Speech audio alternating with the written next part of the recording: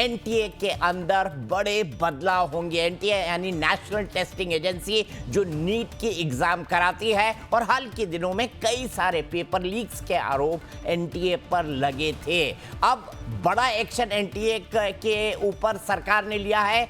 NTA के 47 अफसर बर्खास्त किए गए हैं। एक दो नहीं, 47 अफसरों को बर्खास्त किया गया है और भी अधिकारियों को बर्खास्त किया जाएगा। शिक्षा मंत्रालय ने अधिकारियों को बर्खास्त किया है। कुछ अधिकारियों पर कानूनी कार्रवाई हो सकती है। आउटसोर्सिंग के तरीकों में बदलाव किया जाएगा, क्योंकि दिक्कत आउटसोर्सिंग से ही शुरू होती है। हमने 12वीं की मार्कशीट वाले इशू पर देखा था, ओएसएम की आउटसोर्सिंग हुई और उसके चलते कई छात्रों ने शिकायत की कि कैसे जो है इसमें गड़बड़ झाला किया गया। एनटीए से भी गड़बड़ झाला के आरोप लगे थे। बाकायदा सीबीआई ने जांच भी की थी कि नीट का पेपर कहीं एनटीए से तो लीक नहीं हुआ है, लेकिन एनटीए को एक तरीके से क्लीन चिट मिल गई थी, ये कहा जाए तो गलत नहीं होगा। कमलेश, 47 अफसर बर्खास्त किए गए हैं, यानी गड़बड़ एनटीए के अंदर थी। सरकार अब इस बात को मान रही है। देखिए, जो बर्खास्तगी की जो खबर है, निश्चित रूप से अगर ये निश्चित रूप से बर्खास्तगी हुई है तो आप कह सकते हैं कि एनटीए में जो गड़बड़ी थी सरकार ने उसको स्वीकार कर लिया। लेकिन एक खबर ये भी है कि इसमें जो 47 ऑफिसर उनको जो टर्मिनेट किया गया है नौकरी से, उनमें के खिलाफ कुछ के खिलाफ लीगल और क्रिमिनल एक्शन भी लिया जा सकता है, ये भी जानकारी है। यानी उनके खिलाफ गंभीर शिकायतें मिली है सरकार को, लिहाजा उसके खिलाफ लीगल एक्शन भी लेने की तैयारी सरकार की है। और सरकार ने ये भी कहा है कि अभी और भी रिफॉर्मेटिव अप्रोच अपनाया जाएगा, और भी एक्शन होंगे जिसका इंतजार कीजिए। यानी पहली खेप है, और भी एक्शन लिया जा सकता है। लेकिन दीपक जी, एक भी याद रखिएगा कि एनटीए में जो अधिकारी काम करते थे सभी आउटसोर्स किए हुए अधिकारी थे, और लगभग 25 अधिकारी एनटीए के अपने, बाकी जो कर्मचारी हैं आउटसोर्स किए हुए बहुत तो संविदा पे काम कर रहे हैं।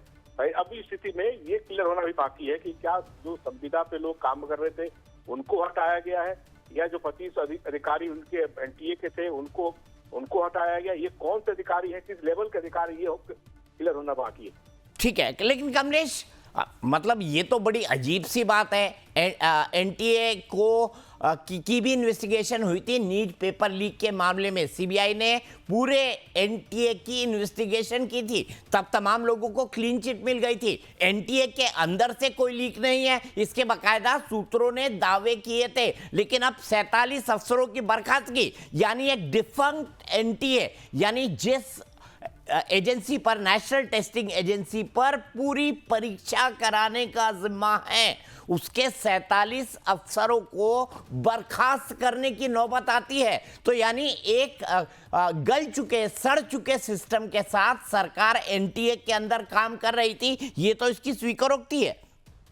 जी हाँ, बिल्कुल ठीक कहा दीपक जी आपने, जो कि 2024 में आपको याद होगा कि सुप्रीम कोर्ट के निर्देश के बाद ही ये एनटीए बनी थी, और 2 साल में अगर एनटीए सड़ जाती है तो बड़ा सवालिया निशान होता है सिस्टम पे। लिहाजा ये बार बार कहा जा रहा था कि सिस्टम को बदलने की आवश्यकता है, और खासकर तब जब सीबीआई ने 2 दिन वहां पे पूरा 2 दिन वहां इंक्वायरी किया था। इंक्वायरी करने के बाद सारे ऑफिशियल से पूछताछ की थी, उसके बाद वो क्लीन चिट दे दिया गया था और कहा गया था नहीं, पेपर जो लोग सेट करते हैं, जो सेटिंग का प्रोसेस है उसमें ही कहीं ना कहीं लूप होल है। लेकिन ये बार बार खबरें आ रही थी कि एनटीए के जो अधिकारी हैं सभी आउटसोर्स किए हुए, यहाँ तक कि सारा काम एनटीए आउटसोर्स करता है, कोई भी काम खुद नहीं करता, तो उसमें जो त्रुटि होगी। अब 47 अधिकारियों को हटाया गया है, उनको टर्मिनेट किया है, तो इससे माना जाए कि एनटीए जो सेटअप बना था नेशनल एजुकेशन पॉलिसी और सुप्रीम कोर्ट के निर्देश के तहत, पूरा सिस्टम ही करप्ट था, यानी खत्म था।